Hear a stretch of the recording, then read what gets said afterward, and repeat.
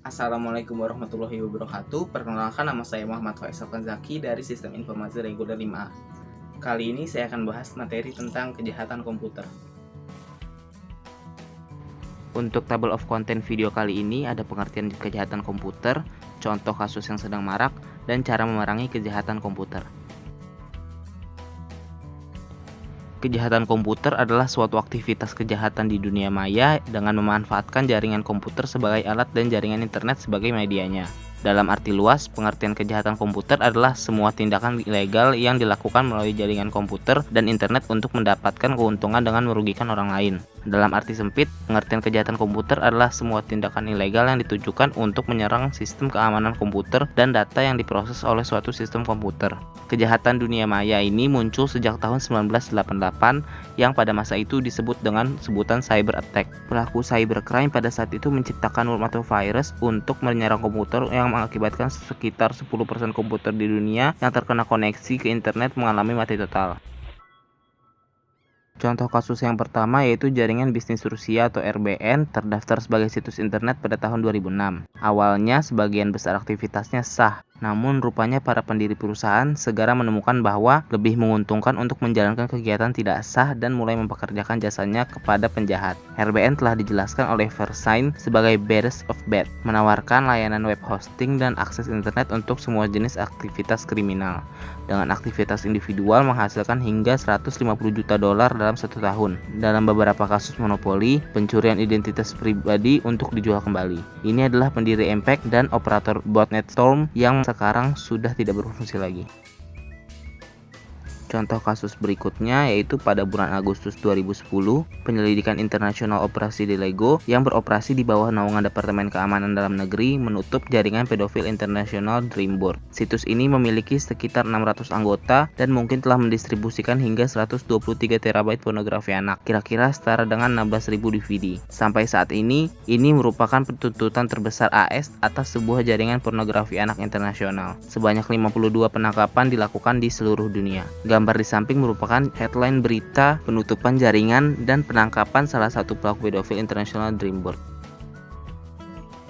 Contoh kasus yang terakhir yaitu pada tanggal 23 April 2013, Twitter Associated Press dihack. Hacker membubuhkan tweet hoax tentang serangan fiktif di Gedung Putih, The White House, yang mereka klaim membuat Presiden Obama cedera. Tweet hoax ini menyebabkan penurunan singkat 130 poin dari saham Dow Jones Industrial, menghapus 136 miliar dolar dari indeks S&P 500,31 dan penghentian sementara akun Twitter Associated Press. Dow Jones kemudian memulihkan kembali akun tersebut. Di samping merupakan bukti tangkapan layar cuitan dari akun The Associated Press tentang serangan fiktif tersebut, dan terdapat grafik saham menurun. Cara memerangi kejahatan komputer yaitu yang pertama dengan investigasi. Komputer bisa menjadi sumber bukti atau forensik digital, bahkan di mana komputer tidak digunakan secara langsung untuk tujuan kriminal. Catatan itu mungkin berisi catatan nilai bagi penyidik kriminal dalam bentuk log file. Di kebanyakan negara penyedia layanan internet, secara hukum diharuskan untuk menyimpan log files mereka untuk jumlah waktu yang telah ditentukan. Ada banyak cara untuk kejahatan dunia maya bisa terjadi. Penyelidikan cenderung dimulai dengan jejak alamat IP, namun itu belum tentu merupakan basis faktual di mana penyidik dapat menyelesaikan sebuah kasus. Berbagai jenis kejahatan teknologi tinggi mungkin juga mencakup unsur-unsur kejahatan teknologi rendah dan sebaliknya, membuat penyidik dunia maya menjadi bagian tak terpisahkan dari penegakan hukum modern. Metodologi kerja penyidik cybercrime bersifat dinamis dan terus membaik, baik di unit polisi khusus maupun dalam kerangka kerjasama internasional. Cara memerangi selanjutnya yaitu legislasi. Karena undang-undang yang mudah dieksploitasi, penjahat dunia maya menggunakan negara-negara berkembang untuk menghindari deteksi dari penuntutan dan penegakan hukum. Undang-undang yang lemah ini memungkinkan penjahat dunia maya menyerang dari perbatasan internasional dan tetap tidak terdeteksi. Bahkan ketika diidentifikasi, penjahat ini menghindari hukuman atau ekstradisi ke negara lain, seperti Amerika Serikat, yang telah mengembangkan undang-undang yang memungkinkan penuntutan. Presiden Barack Obama mengeluarkan perintah eksekutif pada bulan April 2015 untuk memerangi kejahatan dunia maya. Perintah eksekutif ini memungkinkan Amerika Serikat untuk membekukan aset kejahatan dunia maya dan memblokir aktivitas ekonomi mereka di Amerika Serikat. Ini adalah beberapa undang-undang padat pertama yang memerangi cybercrime dengan cara ini.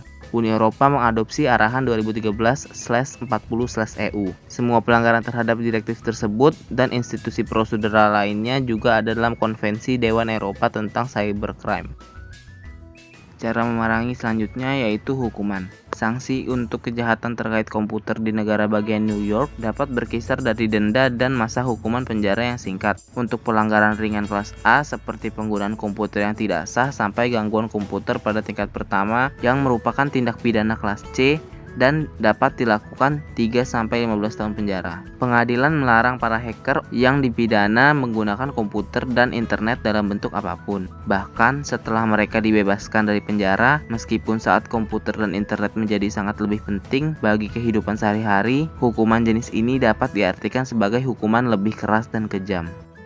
Kesimpulannya, seiring kemajuan teknologi dan lebih banyak orang yang mengandalkan internet untuk menyimpan informasi sensitif seperti informasi kartu kredit atau perbankan, penjahat akan berusaha mencuri informasi tersebut. Meningkatkan kesadaran tentang bagaimana informasi dilindungi dan mengetahui taktik yang akan digunakan penjahat cyber untuk mencuri informasi itu penting di dunia saat ini. Menurut Pusat Pengaduan Kejahatan Internet FBI, pada tahun 2014 ada 269.422 keluhan yang diajukan. Dengan semua klaim gabungan terjadi kerugian total yang dilaporkan sebesar lebih dari 800 juta dolar. Tapi kejahatan cyber sepertinya tidak diketahui oleh kebanyakan orang. Ada 1,5 juta serangan cyber setiap tahunnya. Itu berarti ada lebih dari 4.000 serangan sehari, 170 serangan setiap jam, atau hampir 3 serangan setiap menit. Dengan penelitian menunjukkan bahwa hanya 16% korban telah meminta orang-orang yang melakukan serangan untuk menghentikan serangannya.